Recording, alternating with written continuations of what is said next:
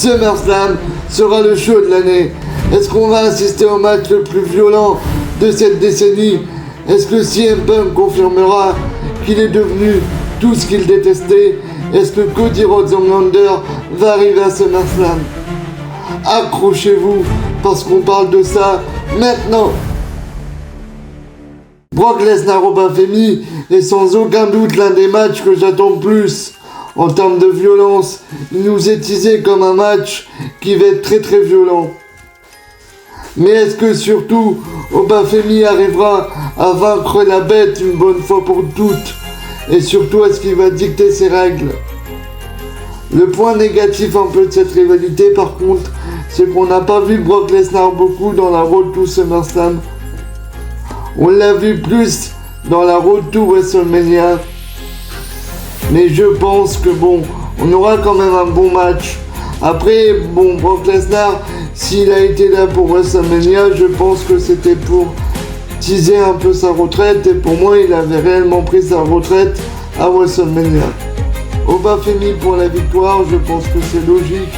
Il doit battre la bête parce que je pense réellement qu'il en a besoin. Et surtout s'il affronte Roman Reigns à WrestleMania 43. Liv Io Sky, il y a beaucoup de choses à dire.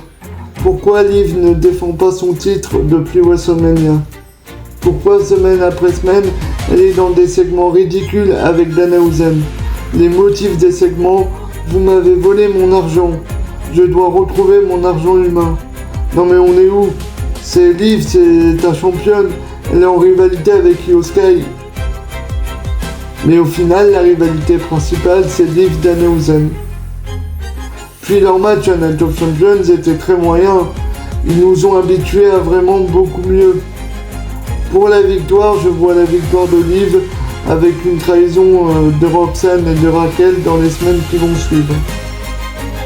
Finn Balor, Sami Zayn, je n'ai pas grand chose à dire puis c'est difficile de les départager parce que Finn Balor, il est sur une bonne lancée après avoir battu Tama et Tana à SmackDown.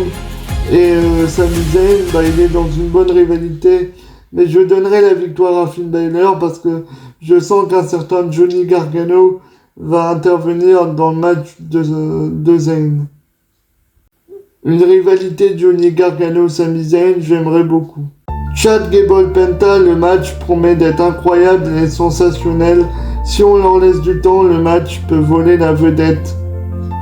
Puis j'aime bien la quête de rédemption de Chad Gable qui s'excuse à tous les luchadors pour avoir manqué de respect à la tradition. Mais je vois Chad Gable gagner parce qu'il doit avoir un vrai titre en solo au bout d'un moment. Par contre, Penta, merci pour les travaux et merci pour les défenses de règne vraiment incroyables. Trick Williams, Carmelo Hayes, Baron Corbin, je pense que le match sera bien. La WWE rate rarement les matchs à 3 et surtout ils ont une bonne rivalité, Trick Williams et Carmelo Hayes.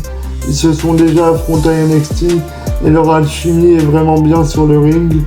Pour ce qui est du vainqueur, je mettrai Trick Williams parce que je pense que ils vont vraiment s'appuyer sur lui les prochaines années et ils ont vraiment envie que Trick Williams devienne l'une des stars de la WWE, je pense. Le match à 3, j'aime vraiment bien la rivalité, ce côté anti-Bloodline contre la Bloodline et surtout Solo Sikoa est enfin tout seul. Peut-être il combat la Bloodline, mais il est enfin sans la Bloodline et sans les MFT. Après, j'aime bien également ses promos avec LA Knight et Seth Rollins. Il est resté sérieux tout en gardant ce côté humoristique. Mais pour la victoire, j'aimerais une victoire des anti-Bloodline. Mais j'aimerais que Solo Sikoa reparte tout seul et oublie un peu la Bloodline. Pour la victoire, je verrai Chelsea Green.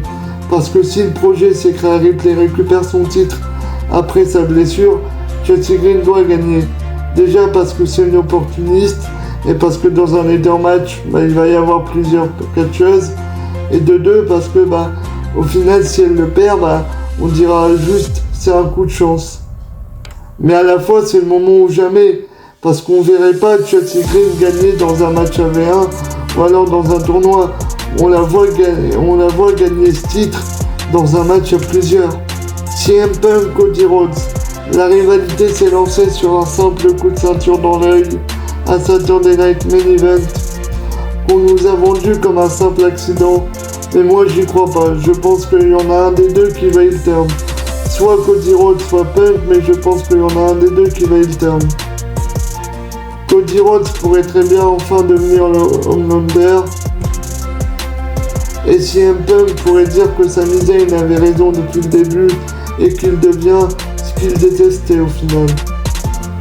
Ou on pourrait très bien avoir l'intervention de Randy Orton après SummerSlam, coûtant le match à Cody pour aller sur un triple threat ou un match Cody Rhodes-Randy Orton au prochain pay-per-view.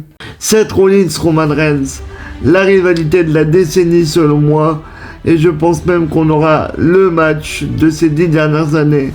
Beaucoup de gens critiquent cette rivalité en disant « Ouais, mais la construction elle est mauvaise. » Ok, mais la rivalité elle s'est pas faite en un mois, elle s'est faite en 10 ans.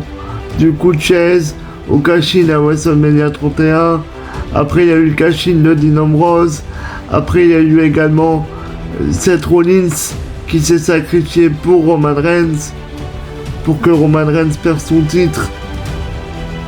Mais il y a eu aussi Roman Reigns qui a régné sur toute la WWE. Et comme l'a dit Roman Reigns, quand les attentes étaient au plus haut pour lui, il n'a jamais déçu, il s'est jamais blessé, il a toujours répondu présent. Alors que Rollins, lui, il s'est blessé en plein milieu et surtout, à chaque fois qu'il était le visage, c'était pas bien. Que ça soit en 2025, que ça soit en 2015, à chaque fois qu'il était le visage, c'était pas la meilleure période. Mais donc pour moi, c'est la rivalité de la décennie. Parce que pour moi, il y a plein d'éléments. Après, oui, je suis d'accord, il n'y a pas Dean Ambrose. Mais cette rivalité, il y a tellement de segments marquants et de segments lors des pay-per-view, de moments marquants. Mais dans cette rivalité, il y a quand même des moments marquants. Alors oui, c'est que des moments espacés. Et il n'y a pas vraiment de rivalité où pendant 2-3 mois, tout le temps ils se font des promos, ils font des segments. Et oui, ça reste des moments qui sont espacés dans le temps. Mais pour moi, ça reste quand même une bonne rivalité. Après, pour moi, c'est la rivalité de la décennie. Pour le vainqueur, je vois plutôt Seth Rollins. Parce que ce qui serait bien, c'est que Roman Reigns, il perd et qu'il galère à battre Seth Rollins comme il l'a jamais battu, qu'il trouve un moyen de comment il pourrait battre Seth Rollins. Ça serait trop bien. En fait, que vraiment, la défaite contre Seth Rollins le hante. Et qu'ils se disent, j'arrêterai pas tant que j'aurai pas gagné contre Seth Rollins. En tout cas, j'espère vraiment que SummerSlam va pas décevoir, parce qu'au vu de la carte, il y a un potentiel de fou.